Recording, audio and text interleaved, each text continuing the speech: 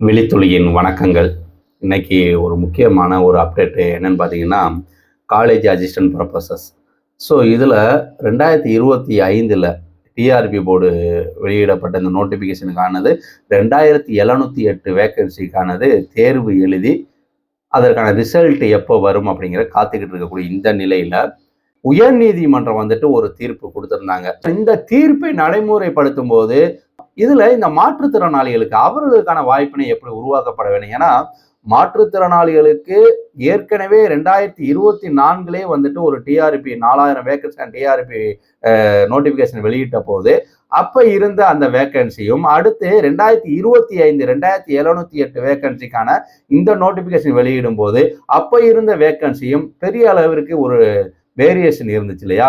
So அதை களையப்பட வேண்டும் அப்படிங்கிற கோரிக்கையோடு ஸோ இது எப்படியாக அவர்களுக்கான அந்த வாய்ப்புகளை உருவாக்க வேண்டும், என்ன நடவடிக்கை டிஆர்பி போடு உயர்கல்வித்துறை எடுக்க வேண்டும் அப்படிங்கிற இந்த கோரிக்கையை வலியுறுத்தி ஒரு நண்பர் பார்த்தீங்கன்னா முதன்மை கல்வி செயலாளர் உயர்கல்வித்துறை தமிழ்நாடு அரசு தலைமைச் செயலகம் புனித ஜார்ஜ் கோட்டையும் அதோடு சேர்த்து ஆசிரியர் தேர்வு வாரியத்திற்கு ஒரு கோரிக்கை மனு அனுப்பியிருக்கிறாங்க. அப்படி அனுப்பப்பட்ட அந்த கோரிக்கை மனுவினை ஸோ அந்த நண்பர் எனக்கு மெயிலில் ஃபார்வர்ட் பண்ணியிருந்தாங்க. நேற்றைய தினம் வரப்பெற்றது. ஸோ அப்படி ஃபார்வர்டு பண்ணப்பட்ட போது நான் அந்த நண்பருடைய மெயில் அட்ரஸ் மட்டும் தான் நமக்கு இருக்குது. டிஎஸ்ன்னு சொல்லி சொல்லப்பட்டிருக்குது. ஸோ அந்த மெயில் அட்ரஸ். அப்போ அந்த தகவலை அந்த கோரிக்கை மனுவை பார்க்கும்போது நமக்கு சரியானதாக தான் தெரிந்தது. ஏன்னா எந்த அளவிற்கு மாற்றுத்திறனாளிகள் நலன் மீது அவர்கள் கிடைக்க வேண்டிய உரிமைகள் உரிய காலத்தில் கிடைக்க வேண்டும் அப்படிங்கிற அந்த ஆதங்கத்தோட வெளிப்பாடா இந்த மெயில் இருந்துச்சு. ஸோ இப்ப அந்த மெயில்ல என்ன சொல்லப்பட்டிருக்குது, அது எப்படியாக கோரிக்கை வச்சிருக்கிறாங்க. ஸோ இதுல இந்த கோரிக்கை மனுவிற்கு செவிசாய்த்து தமிழ்நாட்டு முதலமைச்சர் அவர்களோ உயர்கல்வித்துறை அமைச்சர்களோ ஆசிரியர் தேர்வு வாரியமோ ஒரு நடவடிக்கை எடுப்பார்களானால் இந்த நண்பருடைய இந்த கோரிக்கை மனுவுக்கு கிடைத்த ஒரு வெற்றியாக பார்க்கிறேன். அது மட்டுமல்ல, இந்த கோரிக்கையை நாமும் அதுல ஒரு காரணகர்த்தாவா இருக்க வேண்டும் அப்படிங்கிற அந்த எண்ணத்தின் வெளிப்பாடாகத்தான் இந்த பதிவை நம்ம பதிவு பண்றோம். ஸோ நீங்க இறுதி வரைக்கும் அந்த கோரிக்கை மனுவில் என்ன சொல்லப்பட்டிருக்கு அப்படிங்கிறத ஸ்கிப் பண்ணாம பாருங்க. ஸோ இதை ஷேர் பண்ணுங்க.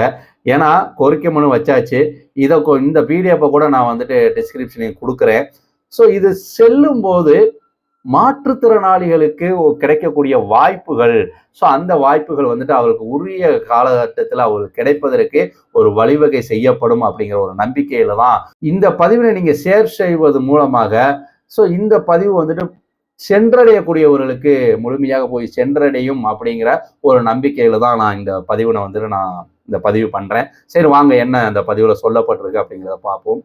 அதாவது உதவி பேராசிரியர் தேர்வு மாண்புமிகு உயர் நீதிமன்றத்தின் WA நம்பர் 1360/2024 வழக்கு தீர்ப்பின்படி தற்போதைய அறிவிப்பாணையிலேயே நோட்டிபிகேஷன் நம்பர் 04/2025 இருக்கு இல்லையா, இதுலேயே கூடுதலாக 1292 பணியிடங்களை சேர்த்து மொத்தமாக 4000 பணியிடங்களாக உயர்த்தி மாற்றுத்திறனாளிகளுக்கான ஒதுக்கீட்டு பணியிடங்களை மீட்டெடுத்து தற்போதைய விண்ணப்பதாரர்களை கொண்டு புதிய கல்வியாண்டு தொடங்குவதற்குள் விரைந்து நிரப்ப கோருதல் சார்பு. ரைட்டுங்களா? ஸோ இதுதான். இதுல வேற என்ன பார்வை சொல்லப்பட்டிருக்குன்னா, ஆசிரியர் தேர்வு வாரிய உதவி பேராசிரியர் அறிவிப்பாணை எண், அதாவது 2/2024 நாள் 14/3/2024 இந்த 4000 பணியிடங்களுக்கு வெளியிட்டாங்க இல்லையா, அந்த நோட்டிபிகேஷன் அதை சுட்டி காட்டியிருக்கப்பட்டிருக்குது. அடுத்து ஆசிரியர் தேர்வு வாரிய உதவி பேராசிரியர் அறிவிப்பாணை எண் 04/2025 நாள் 16/10/2025. ஸோ 2708 பணியிடங்களுக்காக குறைக்கப்பட்டு ஒரு நோட்டிபிகேஷன் வெளியிட்டாங்க இல்லையா, இப்போ அந்த தேர்வை தான் எழுதிட்டு அடுத்த ரிசல்ட்டுக்காக வெயிட் பண்ணிக்கிட்டு இருக்கக்கூடியது. ரைட்டுங்களா? ஸோ இந்த பார்வையை சுட்டி காட்டி மாண்புமிகு சென்னை உயர் நீதிமன்றத்தின் டிவிஷன் பெஞ்ச் வழங்கிய அண்மை தீர்ப்பு, அதாவது WA நம்பர் 1360/2024 நாள் 27/5/2026. ஸோ மே 27 வந்துச்சு இல்லையா, அந்த தீர்ப்பையும் சுட்டிக்காட்டி அரசாணை நிலை எண் 20 மாற்றுத்திறன் நலத்துறை நாள் 20/5/2018 4% கிடைமட்ட ஒதுக்கீடு, இதனை சுட்டிக்காட்டி இந்த கோரிக்கை மனு கொடுக்கப்பட்டிருக்குது. ஸோ அதுல என்ன சொல்லியிருக்காங்க அப்படின்னு வாங்க பார்ப்போம். அதாவது மதிப்பிற்குரிய ஐயா அம்மா வணக்கம். கடந்த 27/5/2026 அன்று மாண்புமிகு சென்னை உயர்நீதிமன்றத்தின் டிவிஷன் பெஞ்ச் WA நம்பர் 1360/2024 வழங்கிய வரலாற்று சிறப்புமிக்க தீர்ப்பின்படி அரசு கலை மற்றும் அறிவியல் கல்லூரிகளுக்கான உதவி பேராசிரியர் பணியிடங்களின் எண்ணிக்கையை மீண்டும் 4000ஆக உயர்த்தி நிரப்ப உத்தரவிடப்பட்டுள்ளது. மேலும் இந்த 4000 பணியிடங்களையும், ஏன்னா 4000 பணியிடம் சொல்லப்பட்டாலும் இந்த 4000 பணியிடங்களை என்ன 16/10/2025 தேதியிட்ட, அதாவது இப்ப தேர்வு எழுதி ரிசல்ட்டுக்காக வெயிட் பண்ணிட்டு இருக்கோம் இல்லையா, அந்த நோட்டிபிகேஷன் தற்போதைய அறிவிப்பாணையின்படி ஏற்கனவே விண்ணப்பித்துள்ள விண்ணப்பதாரர்களின் தொகுப்பிலிருந்தே திறந்த வெளி போட்டித் தேர்வு மூலம் நிரப்ப வேண்டும் என்று நீதிமன்றம் திட்டவட்டமாக கட்டளையிடப்பட்டுள்ளது அப்படிங்கிறது தான் இந்த கோரிக்கை மனுவில் சுட்டி காட்டப்பட்டிருக்குது. நம்மளும் ஏற்கனவே சொல்லியிருந்தோம் இந்த 4000 வேகன்சி. ஸோ இதை எப்படி வந்துட்டு தமிழ்நாடு அரசு அடுத்து எப்படியாக அதை கையாள போறாங்க அப்படிங்கிறது தான் அது பற்றிய அடுத்த எதிர்பார்ப்புகள் காத்துக்கிட்டு இருக்கோம். ஸோ அப்படி இருக்கக்கூடிய நிலையில தான் இதை வந்துட்டு அந்த மனுதாரர் இந்த நண்பர் வந்துட்டு உயர்கல்வித்துறைக்கு இந்த கோரிக்கையை வந்துட்டு சுட்டி காட்டியிருக்காங்க. இந்த நீதிமன்ற தீர்ப்பு சாதாரண பிரிவினருக்கு மட்டுமின்றி இது பொதுவா வந்துட்டு 2708 4000 உயருங்கிற போது பொதுவா அது வந்துட்டு பலருக்கும் வாய்ப்பு கிடைக்குங்கிறத தாண்டி இது யாருக்கு, அரசு வேலை வாய்ப்பை எதிர்நோக்கி காத்திருக்கும் மாற்றுத்திறனாளிகள், அதாவது டிஃபரண்ட்லி அப்ளைடு இருக்காங்க இல்லையா, பட்டதாரி அறிஞர்களின் வாழ்வாதாரத்திற்கு மிகப்பெரிய நல்வாய்ப்பினை ஏற்படுத்தியுள்ளது. ரைட்டுங்களா? அதுதாங்க. ஸோ மாற்றுத்திறனாளிகளுக்கு ஒரு நல்ல வாய்ப்பை ஏற்படுத்தியிருக்கு. ஏன் அப்ப எப்படியாக நல்ல வாய்ப்பு ஏற்படுத்தியிருக்கு? அப்ப ஏற்கனவே என்ன சொல்லப்பட்டிருக்குது, தற்போது நோட்டிபிகேஷன்ல என்ன சொல்லப்பட்டிருக்குது, ஸோ இதுல எதுவும் வேரியேஷன் இருக்குதா, எதற்காக இதை சுட்டி காட்டியிருக்காங்க அப்படின்னா, அதாவது பணியிடங்கள் 4000ஆக உயர்வதால் மாற்றுத்திறனாளிகளுக்கு கிடைக்கும் கூடுதல் வாய்ப்புகள் என்னன்னு பாத்தீங்கன்னா, கடந்த 2024ஆம் ஆண்டு அறிவிப்பாணையில வந்துட்டு 4000 பணியிடங்கள் இருந்த போது 4% கிடைமட்ட ஒதுக்கீட்டில் ஹரிசாண்டல் ரிசர்வேஷன் இருக்கு இல்லையா, அதன் கீழே வந்துட்டு மாற்றுத்திறனாளிகளுக்கு வந்துட்டு பாத்தீங்கன்னா 166 நடப்பு காலியிடங்கள் கரண்ட் வேகன்சி வந்துட்டு வழங்கப்பட்டிருந்துச்சு. 166 நல்லா பார்த்துக்கோங்க. ஸோ இதுல சிலர் வந்து ஜென்ரல் கேட்டகரியில வந்துட்டு சில மாற்றுத்திறனாளிகள் போயிட்டாங்கன்னு வச்சுக்கோங்க. அப்ப இந்த 166ல அந்த ரிசர்வேஷன் ஹரிசாண்டல் ரிசர்வேஷன் கோட்டால அவர்களுக்கு பலருக்கும் வாய்ப்பு கிடைக்கும் இல்லையா.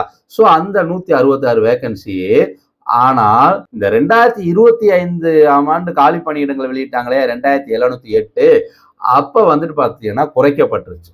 அப்படி குறைக்கப்பட்டதுல மாற்றுத்திறனாளிக்கு வந்துட்டு பாத்தீங்கன்னா 114ஆக வந்துட்டு குறைந்தது. இப்ப 166 எங்க 114 எங்க அப்படிங்கிற அந்த கேள்வி இருக்கு இல்லையா, அவர்களது 52 வேலை வாய்ப்புகள் பறி போயின அப்படிங்கிறதான். இதுதான் பலருக்கும் வந்துட்டு 52 வேக்கன்ட் வந்துட்டு கிடைக்காம போயிருச்சு அப்படிங்கிற அந்த வேதனை இருக்கும் இல்லையா. சோ தற்போது மாண்புமிகு உயர் நீதிமன்றத்தின் உத்தரவுப்படி ஒட்டுமொத்த பணியிடங்கள் 4000ஆக மீண்டும் உயர்த்தப்படும் போது மாற்றுத்திறனாளிகளுக்கான அந்த 52 பணியிடங்களும் அதையும் வந்துட்டு பிரிவு வாரியாக மீட்டெடுக்கப்பட்டு அவர்களுக்கான வேலை வாய்ப்பை உறுதி செய்யப்படுகிறது. ஸோ அதை செய்யப்பட வேண்டும் அப்படிங்கிற இந்த கோரிக்கை தான். ஏன்னா புதிதாக ஒரு 4000 வேகன்சி வெளியிடும் போது மாற்றுத்திறனாளிகளுக்கு இந்த 52 ஏற்கனவே குறைக்கப்பட்ட இந்த 52 சேர்த்து 166 கிடைச்சிட்டா மகிழ்ச்சியா இருக்கும் இல்லையா. ஸோ அப்படி இல்லாம வேற மாதிரி எதுவும் வந்துடக்கூடாதுங்கிறதுக்காக தான் இந்த கோரிக்கை. ரைட்டுங்களா? இந்த 166 கூடுதலாக வந்தா இன்னும் மகிழ்ச்சி தான். ரைட்டுங்களா? ஸோ இதுல எப்படியாக அது பிரிக்கப்பட்டிருக்கு அப்படிங்கிறது அதற்கான ஒரு விளக்கமும் வந்துட்டு இதுல கொடுக்கப்பட்டிருக்குது. ஸோ 2024 நோட்டிபிகேஷன்ல எப்படி இருந்தது, 2025ல அது என்னவாக குறைக்கப்பட்டது, நம்ம எதிர்பார்ப்பு என்ன அப்படிங்கிற இந்த கேள்வி. இதுல பார்வையற்றோர், பார்வை குறைபாடு உடையருக்கு வந்துட்டு 52 இடங்கள்ல, அதாவது குறைக்கப்பட்ட அந்த 52 இடங்கள்ல 26 இடங்கள் குறைக்கப்பட்டிருந்திருக்கு. அப்ப இந்த 26 இடங்கள் அவங்க இல்லாம இருந்துச்சு இல்லையா.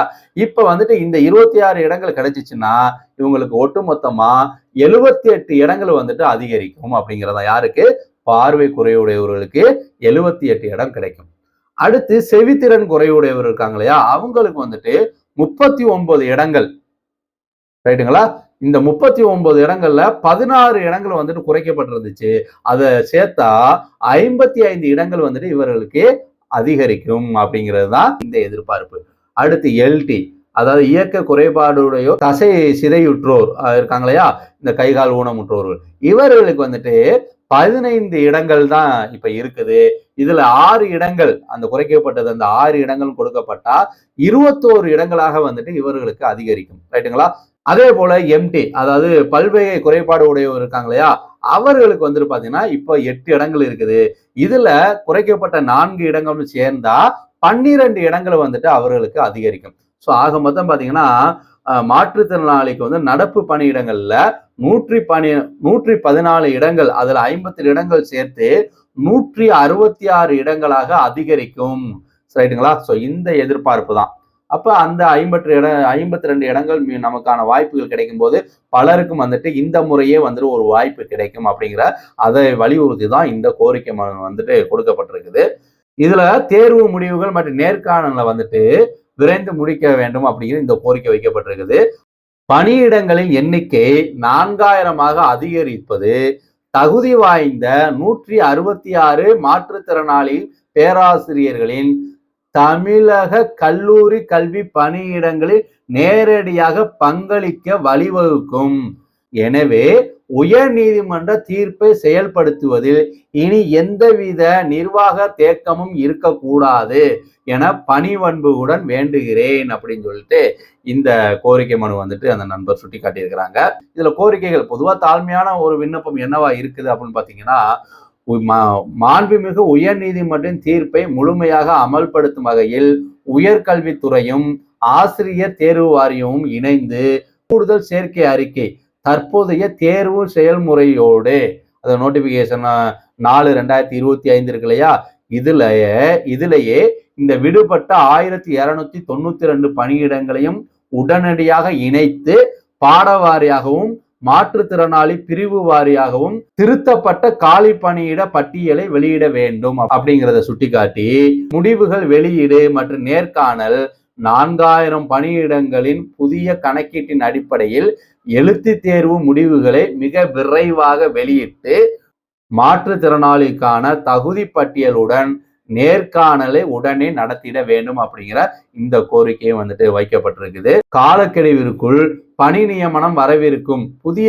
கல்வியாண்டு தொடங்குவதற்கு முன்பாகவே ஒட்டுமொத்த தேர்வு செயல்முறைகளையும் முழுமையாக முடித்து தற்போதைய விண்ணப்பதாரர்களிடம் இருந்து இப்பணியிடங்களை நிரப்பி மாணவர்களின் கல்வி நலனையும் சமூக நீதியையும் பாதுகாத்திட வேண்டுகிறேன் அப்படிங்கிற இந்த கோரிக்கை. சமூகத்தின் பின்தங்கிய மற்றும் மாற்றுத்திறனாளி பட்டதாரிகளின் பேராசிரியர் கனவினை நனவாக்கும் பொருட்டு நீதிமன்ற உத்தரவை ஏற்று ஆசிரியர் தேர்வு வாரியம் போர்க்கால அடிப்படையில் செயல்படும் என மிக தாழ்மையுடன் நம்புகிறேன் அப்படிங்கிறது தான் கோரிக்கை மனுவோட சாராம்சமா இருக்கு உறவுகளே. ஸோ இது என்னன்னா, நீதிமன்ற உத்தரவின் அடிப்படையில் இந்த 4000 வேகன்சியை இப்போதே இந்த 2025 வெளியிடப்பட்ட இந்த நோட்டிபிகேஷன்லேயே வந்துட்டு இணைப்பாக வெளியிடப்பட்டு, அதிலும் குறிப்பாக மாற்றுத்திறனாளிகளுக்கான வாய்ப்புகளை பல உதவி பேராசிரியர்கள் உருவாவதற்கு ஒரு காரணமாக இது அமைய வேண்டும் அப்படிங்கிற இந்த கோரிக்கை தான். இதைத்தான் நம்மளும் இந்த கோரிக்கை தான் சொல்றோம். பலருக்கும் பல வாய்ப்புகள் கிடைக்கும். ஏன்னா மாற்றுத்திறனாளிகள் நலனை கருத்தில் கொண்டாவது இதனை உடனடியாக காலம் தாழ்த்தாமல் இதனை செயல்படுத்த வேண்டும் அப்படிங்கிற இந்த கோரிக்கையை வைத்து, ஸோ மீண்டும் நான் சொல்லக்கூடியது என்னன்னா, இந்த பதிவு வந்துட்டு யார் காதுகளுக்கு சென்றால் உடனடி நடவடிக்கை இருக்கும் அப்படிங்கிறது நன்றாகவே தெரியும். அதனால பதிவை ஷேர் பண்ணுங்க. டைப்புங்கிற பட்டனை அழுத்தினீங்கன்னா உங்களுக்கு உங்க சேனல்லே ஷேர் பண்ணுவதற்கான ஒரு வாய்ப்பு வரும். அதன் மூலமாக இந்த பதிவு வந்துட்டு பலருக்கும் போய் சேரும். இந்த மாற்றுத்திறனாளி நலனில் அக்கறையோடு அரசும் செயல்படுங்கிற இந்த நம்பிக்கையோடு மீண்டும் ஒரு நல்லதொரு வாய்ப்பில் சந்திப்போம் உறவுகளே. நன்றி.